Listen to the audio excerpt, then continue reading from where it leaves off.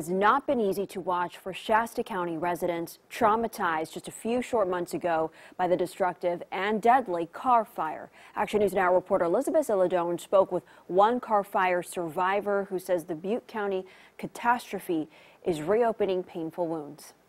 We felt this hope of we're done, we're beyond it, and then the campfire happened, and all of a sudden it brings you back to that day on July 26th and July 27th. That day, the day the car fire exploded, is still carved into Julie Kaplan's mind.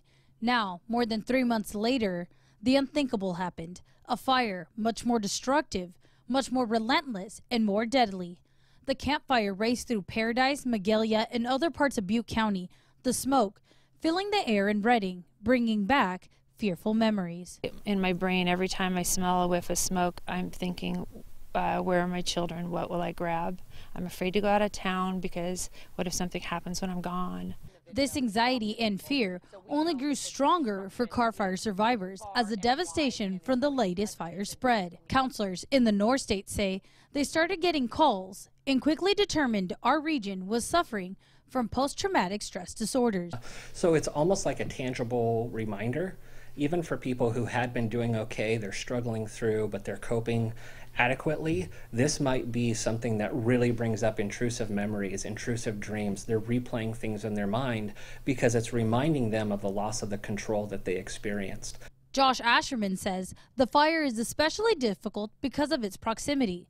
There are friends, families, and memories that the Shasta County community can connect back to Butte County.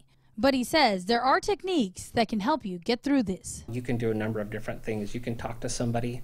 You can try and process through it. You can go see a counselor.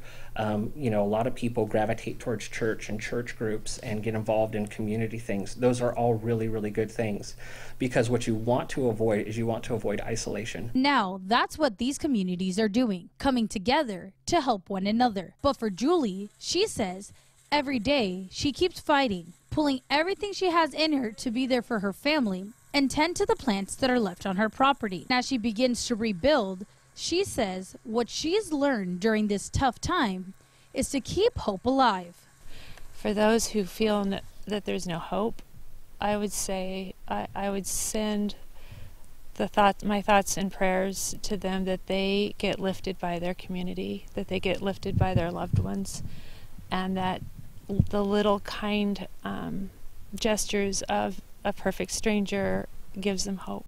Elizabeth Illadone, Action News Now. For more information on resources to deal with PTSD or to deal with the situation you're facing now in wake of the campfire, head to our website, actionnewsnow.com. Well, thanks.